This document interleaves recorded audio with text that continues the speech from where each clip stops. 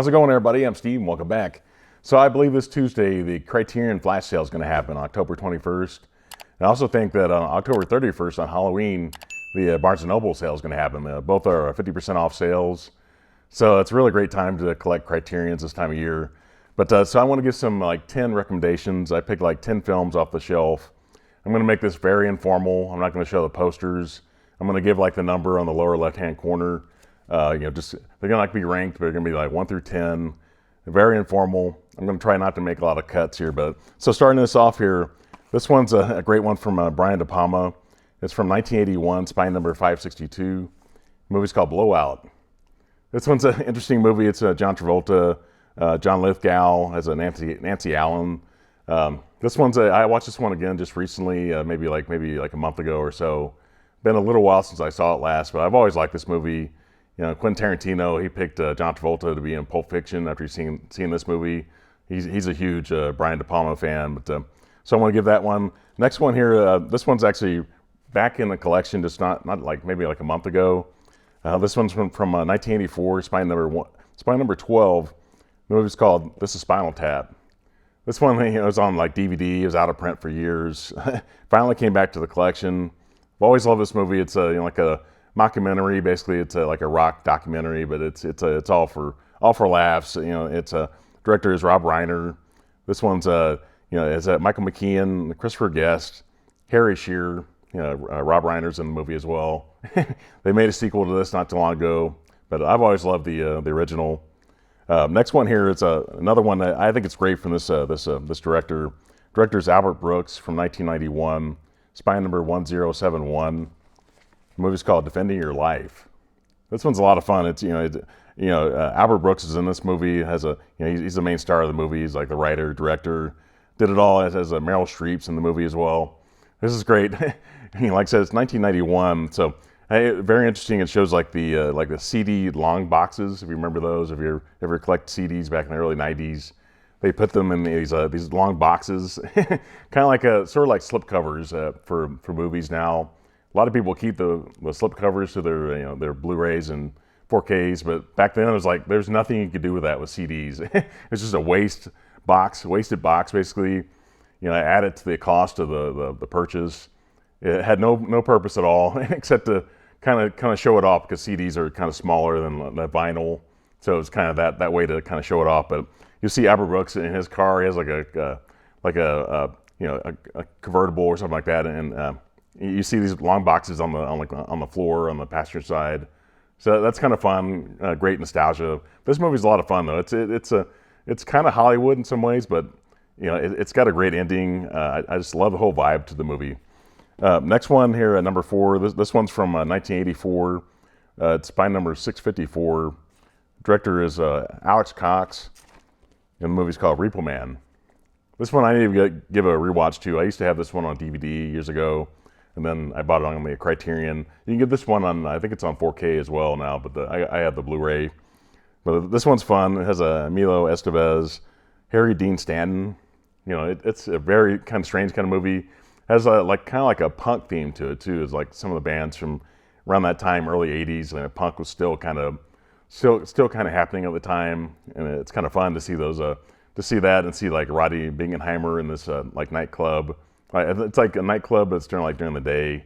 So it's great to see him in that. But so that one. Next one here. This one's another one from 1984. Also has a Harry Dean Stanton, and it was just by coincidence I did that. It's this from spine number 501.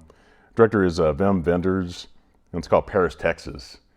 This one's a lot of fun. This one's it's a little bit long. I think it's 2 hours and 15 minutes. It has a great ending. That's probably the part. The whole movie's really good, but it's kind of a slow build kind of thing. But once you get to the ending, it's great. It has Natasha Kinski's in this as well. She gives this great kind of monologue near the end of the movie. But overall, it's got a great vibe. I thought the kid in the movie, he's a young person, maybe under 10 years old, and I thought his performance was kind of strange at the end of it. I think I guess you do the best you can with children. You're not going to always get great performances, but he was obviously very young. But this one's great though. Harry Dean Stanton always said this was his favorite movie. If you know him, obviously he was in, like I said, Repo Man. He was in Alien. He always said that he loved this performance, loved the story to this movie. It's in English. The director is German, but it's all in English, and it's a great performance. Number 6 here. This one's from 2017. Spy number 1242. Director is Guillermo del Toro. The movie's called The Shape of Water. So this one, I have access to one on 4K. I bought it used, and when I bought this, I thought it was actually a Blu-ray. Until I got it home and I noticed, oh, it's a 4K, and it was used for like about $20. It's got the 4K and Blu-ray inside, but this is one I saw in the theater, like opening weekend. Had not seen the movie since. I bought it like last year. I bought the Criterion, and it's great though. I thought I forgot how much I really liked it. It's kind of a slow build in some ways, but the story is really great. I like Sally Hawkins is really great in this movie. Has Michael Shannon, Richard Jenkins is really fantastic in this movie.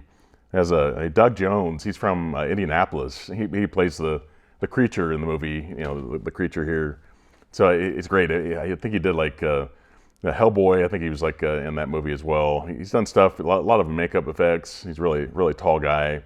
He gives great performances without any dialogue. A lot of times it's just it's all like kind of like silent movies. Just these great performances. Just gestures that he makes. But I loved watching this movie again. I watched it like maybe 2 or 3 times when I bought this, because I watched the 4K and the Blu-ray just to make sure they played correctly. But this, like I said, this one was used, but I was happy that I actually got a 4K on it. But next one here, it's kind of like a horror film, sort of like a horror comedy, kind of a like bizarre kind of story. This one's from 1944, Spy number 1153. The movie's called Arsenic and Old Lace. This one's interesting. I think this one's from director Frank Capra. This one was like, it was something that they filmed like in 1941, and there was like a Broadway play or some kind of play in New York that was really successful, and they wanted to wait until the play was over before they actually released the movie. So the movie's like sitting in a can for like 3 years, and so they finally released it. Starring Cary Grant. Raymond Massey plays this really kind of strange character in the movie. Kind of evil in some ways. It has a Peter Lorre.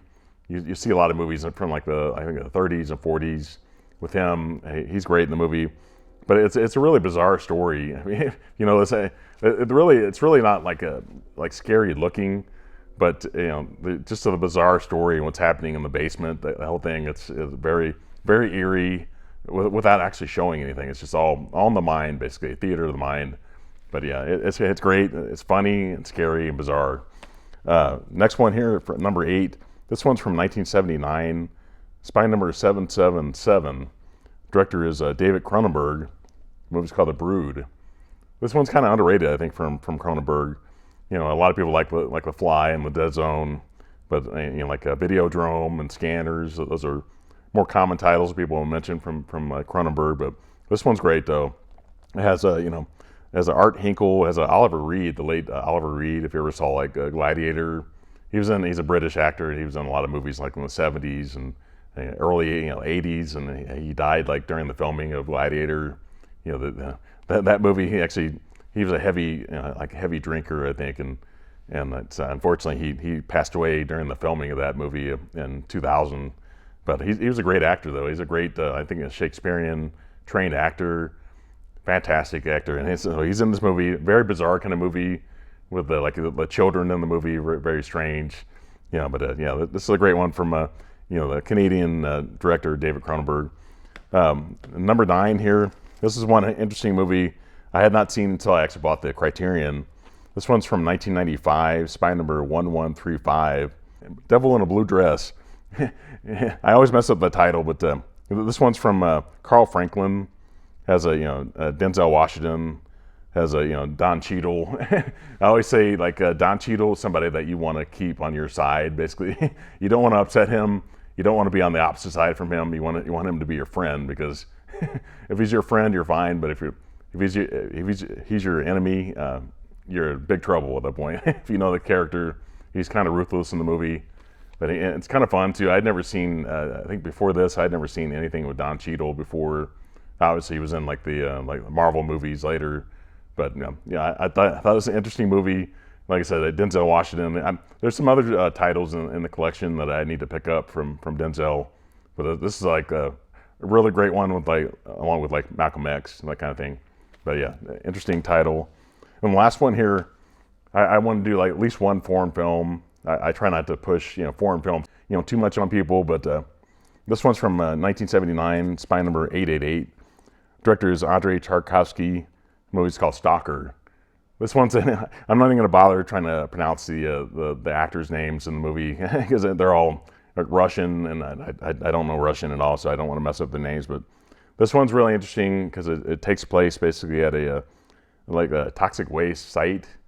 It's actually part of the former Soviet Republic, and I don't know. I'm pretty sure they knew the risks they were taking when they filmed this movie, but that's part of the kind of the eerie part of the movie is that within I think like 20 years after this movie was filmed, I think everyone that worked on that site, that were actually in the filming site, which is all done mostly outside, most of those people actually died of cancer later on. So that's what really makes it really interesting, and really scary and sad, and just to think that these people risk their lives for art. Like I said, I don't know if they really knew how dangerous it was, filming this movie. I'm not sure they totally realized that this is something that could be really damaging to their health. But it's interesting that way, and I need to watch it again. It's been a while since I've seen this, but it kind of left an impression on me when I saw it. So it's definitely due for a rewatch. But that's all I have here. That like I said, these are just like 10 recommendations. I've got to. I'm not sure if I'm going to do the flash sale or not. We'll see what happens with that. I know that I'm definitely going to do the Barnes & Noble sale. I've got like a $20 off coupon for that I want to use in store, or probably have to buy it online. It's like a digital code kind of thing, and then I'll just pick it up at the store, and then I'll pick up a few more titles when I get to the store. But these are a lot of fun to do. I love this time of year. I think the July sale is probably the one I like the most. Just during the summer, that seems to be when everybody kind of collects movies through Barnes & Noble at that time. But it's really exciting. I just want to give people that idea. I think with the flash sale from Criterion on October 21st, I think that with that one, I think you have to spend like $75 to get the free shipping on it. Obviously, if you go to Barnes & Noble, you just go pick it off the shelf and pay for it and walk out with it. You have it right then. There's no shipping to worry about, or having to think about getting multiple titles to get free shipping. So. But yeah, please let me know in the comments if you're going to buy any of these titles, if you don't already own them. Maybe some of these you might want to upgrade to 4K. Some of them have been released on 4K now. But please put us, if you're not already subscribed to my channel, please consider doing that, and please put a thumbs up on this video. And everybody have a great one.